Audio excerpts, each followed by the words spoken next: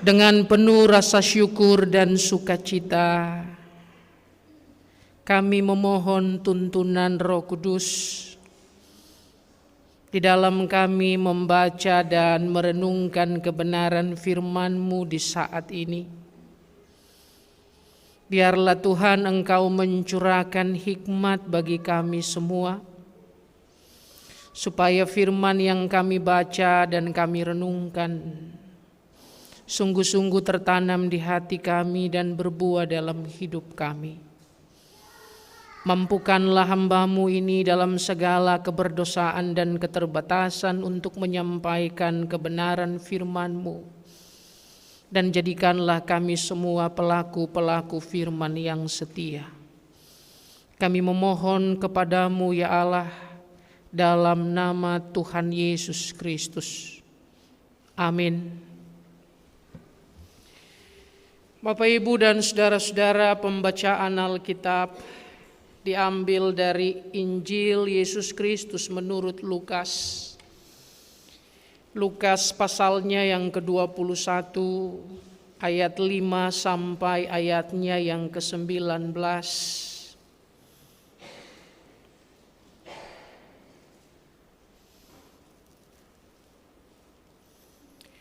Lukas pasalnya yang ke-21 ayat 5 sampai 19. Ketika beberapa orang berbicara tentang bait Allah dan mengagumi bangunan itu yang dihiasi dengan batu yang indah-indah dan dengan berbagai-bagai barang persembahan, berkatalah Yesus, "Apa yang kamu lihat di situ? Akan datang harinya di mana tidak ada satu batu pun akan dibiarkan terletak di atas batu yang lain. Semuanya akan diruntuhkan." Dan murid-muridnya bertanya kepada Yesus, katanya, "Guru, bila manakah itu akan terjadi? Dan apakah tandanya kalau itu akan terjadi?" Jawabnya, "Waspadalah supaya kamu jangan disesatkan. Sebab banyak orang akan datang dengan memakai namaku dan berkata, 'Akulah dia,' dan saatnya sudah dekat. Janganlah kamu mengikuti mereka.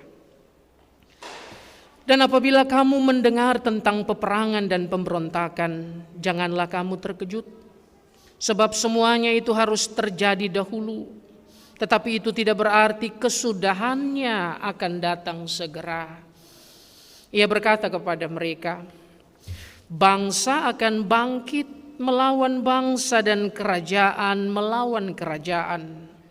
Dan akan terjadi gempa bumi yang dahsyat dan di berbagai tempat akan ada penyakit sampar dan kelaparan.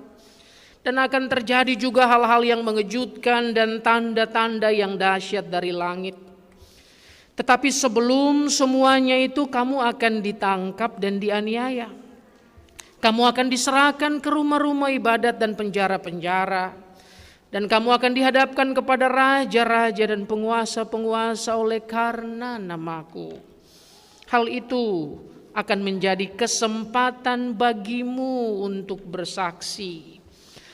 Sebab itu tetapkanlah di dalam hatimu, supaya kamu jangan memikirkan lebih dahulu pembelaanmu. Sebab aku sendiri akan memberikan kepadamu kata-kata hikmat, sehingga kamu tidak dapat ditentang atau dibantah lawan-lawanmu. Dan kamu akan diserahkan juga oleh orang tuamu, saudara-saudaramu, kaum keluargamu, dan sahabat-sahabatmu. Dan beberapa orang di antara kamu akan dibunuh.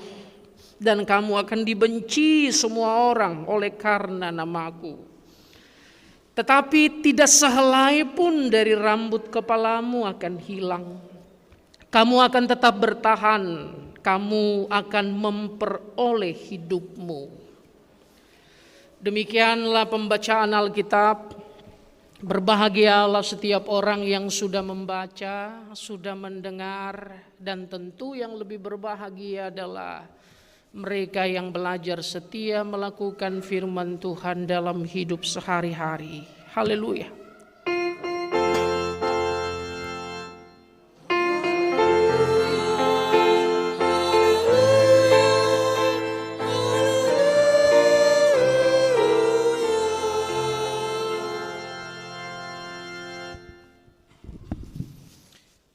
Bapak, Ibu, dan saudara-saudara, saya izin membuka masker. Selamat pagi, shalom. Apa kabar? Saya bersyukur bisa kembali hadir di GKP Efata, dan rasanya ini kali pertama saya ada di ruangan ini. Saya juga mau mengucapkan selamat ulang tahun untuk Bapak Ibu Saudara semua yang baru saja merayakan hari ulang tahun. Yang keberapa? 153, udah tua sekali ya. Puji Tuhan, kita diizinkan Tuhan menikmati perjalanan pelayanan yang begitu panjang. Dan esok hari bersama dengan seluruh warga GKP, kita akan merayakan hari ulang tahun gereja kita secara sinodal, usia kemandirian yang ke-88. Puji Tuhan ya Bapak, Ibu, dan saudara-saudara. Perjalanan 88 tahun, 153 tahun untuk jemaat ini tentu bukan perjalanan yang mudah. Dan karena itu kita juga hari ini akan sama-sama mengingat rayakan itu dengan makan dan minum di meja perjamuan kudus. Ini untuk menegaskan apa bagi kita, Bapak, Ibu, dan saudara-saudara, bahwa gereja kita, jemaat kita, tidak lain dan tidak bukan, pemiliknya adalah Kristus. Dia yang mendirikan jemaat dan gereja kita. Dan karena itulah Bapak, Ibu, dan saudara-saudara, kita bisa menikmati perjalanan pelayanan yang begitu panjang. Kita bisa merasakan bagaimana cinta Tuhan itu menyertai kita. Dan perjalanan bersama Tuhan, Bapak, Ibu, dan saudara-saudara, tidak selalu terjadi di jalan yang bebas hambatan. Cinta Tuhan yang menyertai kita tidak berarti bahwa kita tidak lagi akan mengalami yang namanya kesulitan atau bahkan penderitaan. Justru cinta Tuhan itu semakin kita alami ketika kita melihat bahwa perjalanan kita, kehidupan dan pelayanan kita itu penuh dengan lika-liku.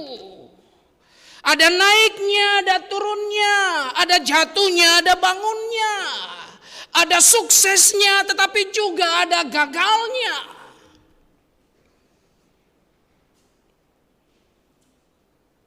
Dan justru dalam dinamika itulah kita sama-sama belajar banyak hal. Untuk bagaimana kemudian kita bisa menjadi jemaat dan gereja yang relevan. Gereja dan jemaat yang signifikan. Yang kehadirannya itu mampu dirasakan baik oleh umat maupun oleh masyarakat.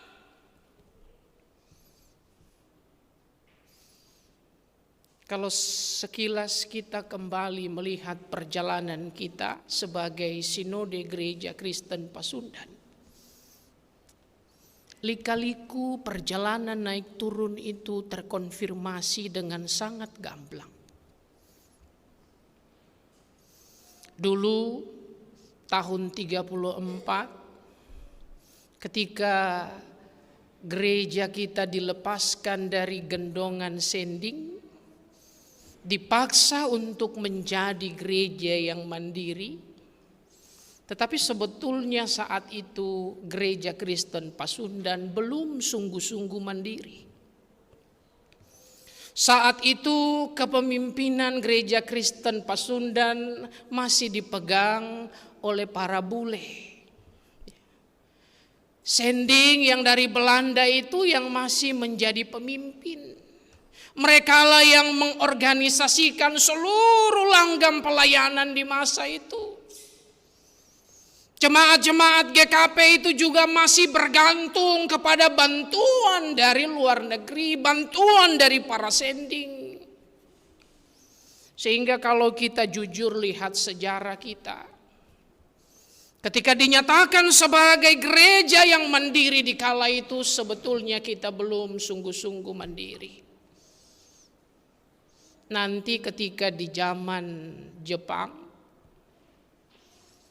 ketika Jepang masuk dan menguasai Indonesia di kala itu, barulah gereja-gereja kita sungguh-sungguh dipaksa untuk mandiri.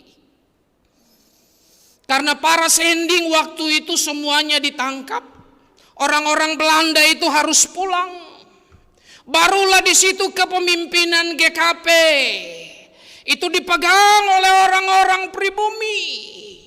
Disitulah baru orang asli, ya, orang pribumi itu mendapatkan kepercayaan untuk memimpin. Barulah di saat itu jemaat-jemaat dipaksa untuk mandiri karena tidak lagi tanda tangan minta bantuan dari orang lain, dari gereja lain, bahkan dari para sending di kala itu. Nah, karena itu Bapak Ibu dan saudara-saudara, kalau kita menengok sejarah kita, di sana kita akan melihat bahwa ternyata kemandirian itu terjadi justru ketika gereja itu diperhadapkan dengan kesulitan. Kemandirian itu terjadi justru ketika jemaat-jemaat diperhadapkan dengan banyak persoalan.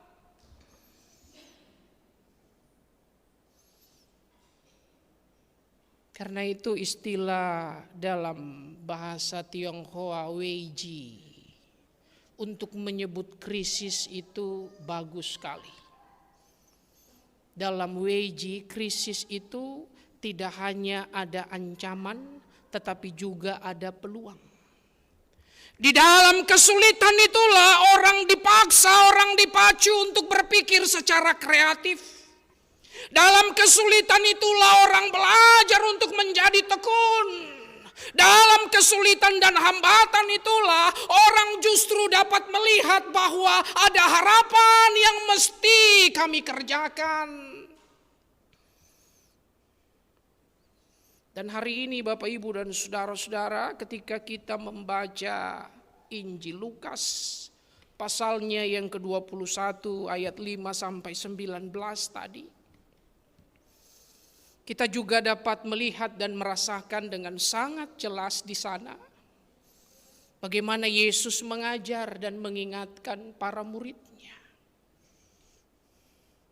Ternyata sejak awal ketika Yesus masih ada di tengah-tengah dunia ini berkarya bersama dengan para muridnya, Ia sudah mengingatkan pada para muridnya dan juga mengingatkan Anda dan saya, mengingatkan kita di masa kini, bahwa perjalanan pelayanan gereja itu, perjalanan pelayanan kehidupan orang percaya itu tidak pernah bisa lepas dari yang namanya penderitaan. Perjalanan itu tidak lepas dari masalah. Ketika para murid melihat bait Allah yang indah yang dibangun megah, menghabiskan banyak anggaran, Yesus bilang akan tiba saatnya satu batu pun tidak akan ada di atas batu yang lain. Bait Allah sebagai simbol kehadiran Tuhan itu akan runtuh. Tempat di mana berbagai aktivitas ritual dijalankan itu akan ambruk.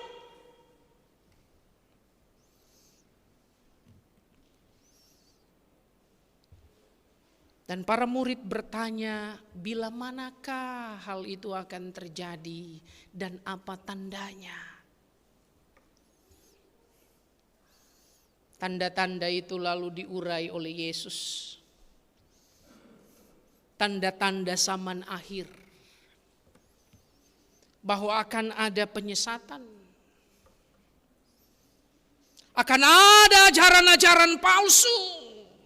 Akan ada orang yang mengatakan bahwa saya Mesias, ikutlah aku. Bahkan orang-orang Kristen sendiri, orang-orang percaya akan mengalami aniaya. Karena nama Yesus.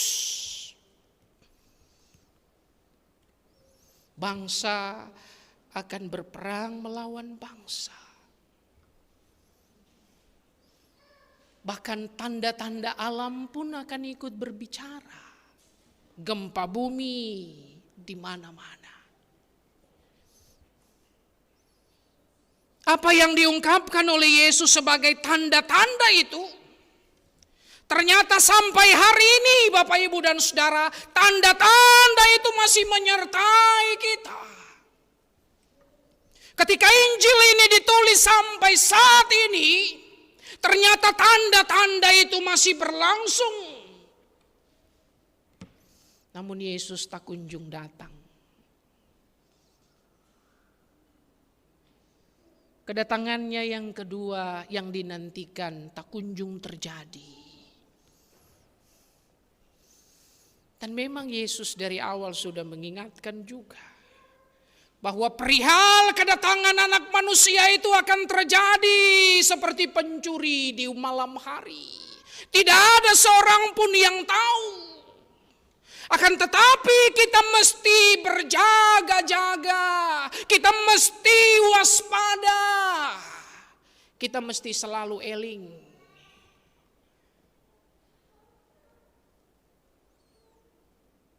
Dan yang menarik saudara-saudara, di tengah-tengah hambatan bahkan penderitaan yang dialami sebagai tanda-tanda zaman akhir itu, Injil Lukas tadi dengan sangat menarik berkata bahwa hal itu, bahwa penderitaan dan berbagai tanda-tanda yang menyertai zaman akhir itu justru akan menjadi kesempatan bagimu untuk bersaksi. Nah ini ternyata jadi Kristen itu bukan manusia-manusia gampangan. Jadi orang percaya itu ternyata dalam tanda petik bukan orang-orang murahan. Jadi orang percaya itu ternyata bukanlah orang-orang yang bermental memble, bukan orang-orang kacangan. Justru di sini dikatakan dalam kesulitan, dalam penderitaan, itu menjadi kesempatanmu untuk bersaksi. Itu menjadi kesempatan untuk kita memperlihatkan otentisitas kita sebagai orang percaya. Aslinya orang percaya itu seperti apa? Justru terlihat ketika kita ada di dalam masalah. Terlihat ketika kita ada di dalam persoalan dan penderitaan.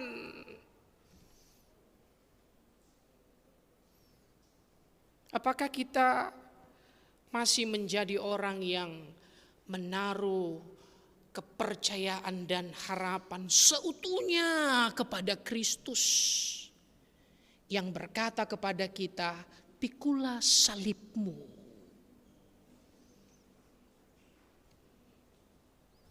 Apakah kita masih tetap menaruh harapan kita kepada sosok yang seperti itu, yang seolah-olah membiarkan kita terus ada dalam penderitaan, bahkan berkata kepada kita, pikulah salibmu.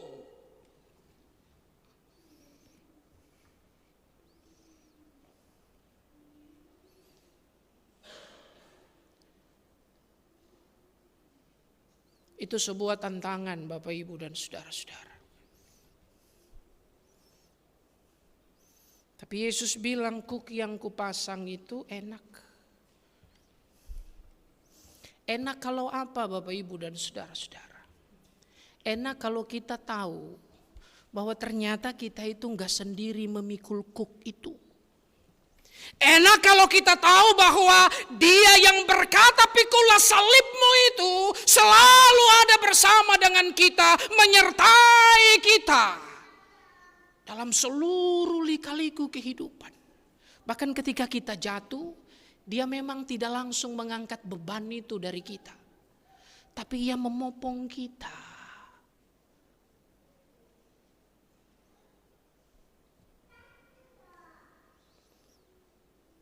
Kita hanya akan bisa menjadi saksi. Kita hanya bisa menjadi orang Kristen yang otentik kalau kita itu selalu menaruh iman dan harapan kita kepada Dia.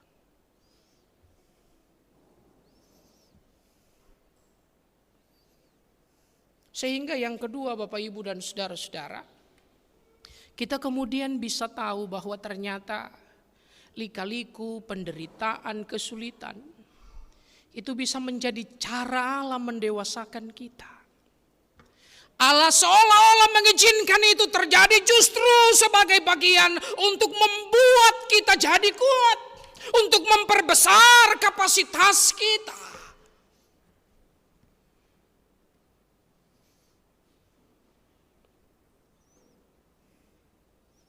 Seorang atlet itu akan berotot, yang enggak seperti saya begini ya.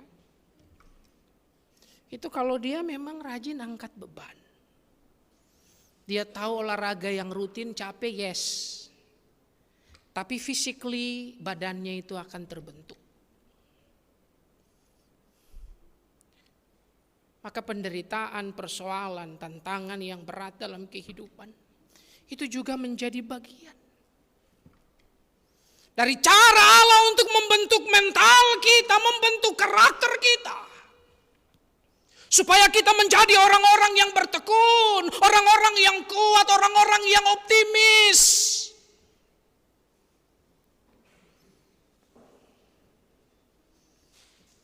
Dalam usia 153,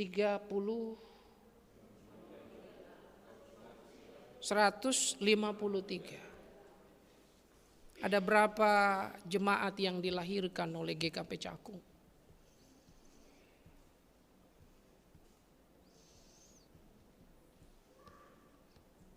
Ada berapa jemaat mandiri yang dilahirkan oleh GKP Cakung? Dari sejarah yang saya baca, saya tahu bahwa jemaat ini jemaat tua yang justru membantu pekabaran Injil dengan sangat luas di masa itu. Dari tempat ini silih berganti datang dan pergi para penginjil untuk memberitakan Injil. Dan setelah zaman itu lewat sampai ke kita, apa yang sudah kita buat dan apa yang akan kita kerjakan? Di usia gereja kita yang ke-88, ini usianya lebih banyak dari jemaat mandiri kita ya. Jemaat mandiri GKP itu hanya ada 59.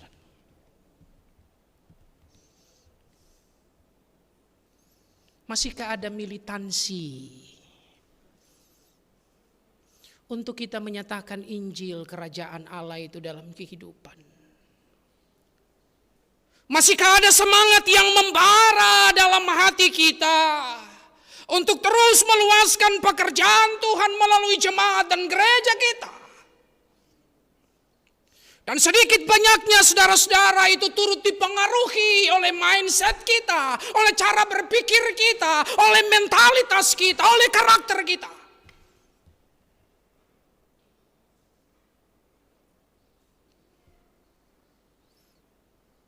Kalau kita mau melakukan pelayanan kita biasa-biasa saja, maka pasti hasilnya juga akan biasa-biasa saja.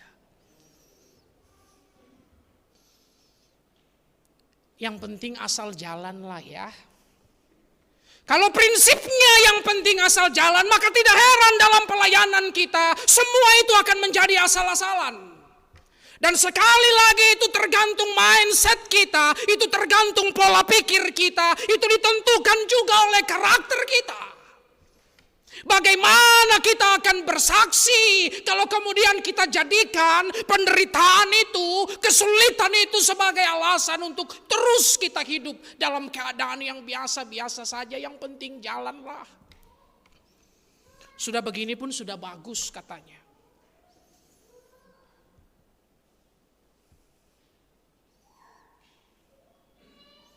Orang yang berkarakter itu dibentuk oleh iman, saudara.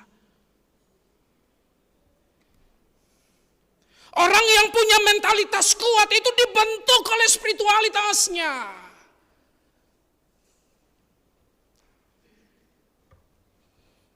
Ada buku klasik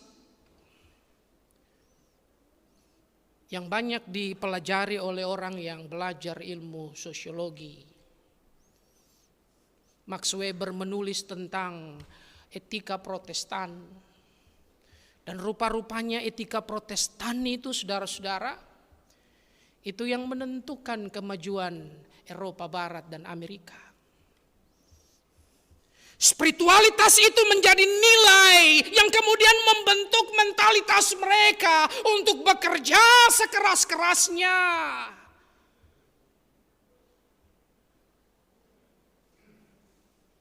Itu yang membuat mereka untuk berpikir tentang masa depan, dan karena itu saya mesti menabung. Saya tidak menjadi orang yang berfoya-foya. Karena itu kadang kita suka bilang bule pelit, ya, bukan pelit. Memang dia tahu bagaimana harus menggunakan uangnya. Sekalipun dia kaya, tapi dia tahu untuk apa dia pergunakan uang itu. Beda dengan kita yang miskin laganya kaya.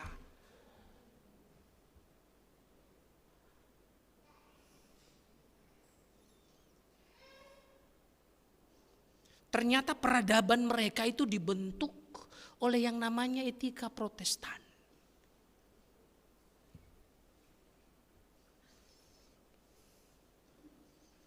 Karena itu tadi saya katakan ternyata karakter itu dibentuk oleh bagaimana kita membangun values, spiritualitas dalam diri kita.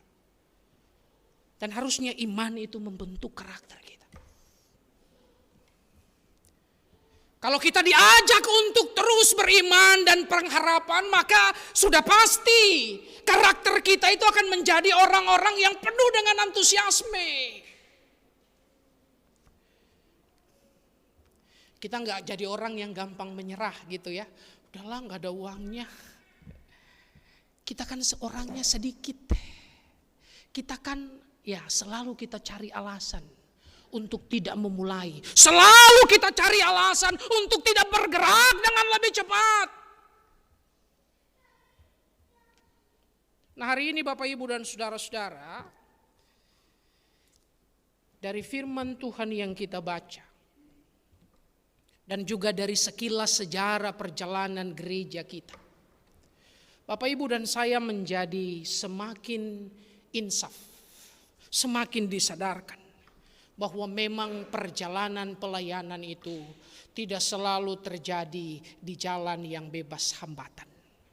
Justru perjalanan pelayanan kita sebagai orang percaya, sebagai jemaat, sebagai gereja, justru terjadi dalam perjalanan yang syarat dengan persoalan. Bahkan Tuhan izinkan berbagai pergumulan dan penderitaan terjadi.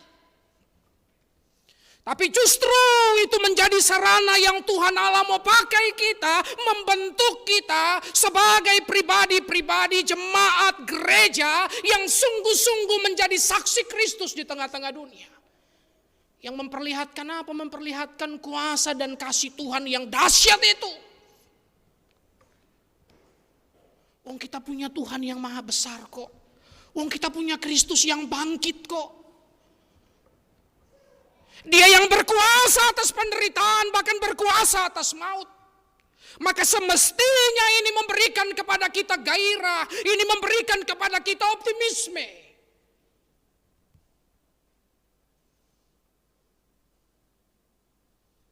Kita nggak akan jadi orang yang memble. Gimana kita mau jadi saksi Kristus kalau apa-apa memble cengeng?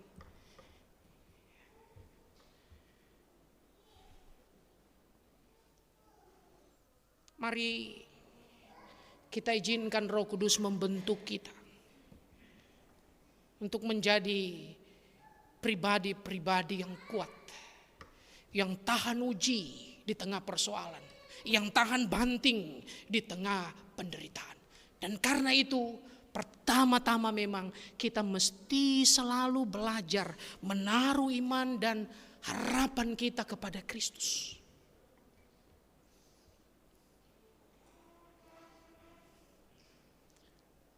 Dan yang kedua, mari hati kita diliputi oleh antusiasme. Antusias itu katanya menarik, saudara. Dari bahasa Yunani entheos. Antusias itu dari kata entheos. En artinya dalam dan theos itu Allah. Jadi orang yang berada di dalam Allah memang penuh semangat. Orang yang ada dalam Allah itu memang selalu penuh gairah. Orang yang ada di dalam Allah itu selalu melihat jalan lain ketika dia mengalami stagnasi, ketika dia mengalami kemendekan, dia selalu dapat melihat bahwa di balik lorong yang gelap ini selalu ada seberkas cahaya. Sehingga dia tetap antusias, dia tetap semangat. Kalau itu yang Bapak Ibu dan saya punya, maka kita akan mampu memberikan kesaksian yang luar biasa. Jangan kalah dengan penginjil-penginjil kita di masa lalu ya. Bapak Ibu bayangkan orang-orang bule itu datang tinggalkan keluarganya jauh. Sekarang ini kita naik pesawat lalu rasa cepat. Kalau dulu, tapi karena mau mewartakan kasih Kristus itu mereka datang. Dan saya tahu jemaat ini dulu menjadi salah satu basis. Saya tahu jemaat ini dulu punya kontribusi yang sangat penting bagi perjalanan kemandirian Gereja Kristen Pasundan. Maka apa kado yang akan Anda berikan bagi jemaat Anda di usia saat ini? Apa yang akan Anda dan saya berikan bagi gereja kita di usia 88 tahun? Maukah kita menjadi pribadi, keluarga, dan jemaat yang sungguh-sungguh dapat menjadi saksi Kristus, bahkan ketika hidup kita mungkin sedang tidak baik-baik saja. Tuhan menolong dan memberkati kita. Sekali lagi selamat ulang tahun jemaat dan selamat menyambut ulang tahun gereja kita, Gereja Kristen Pasundan. Tuhan memberkati.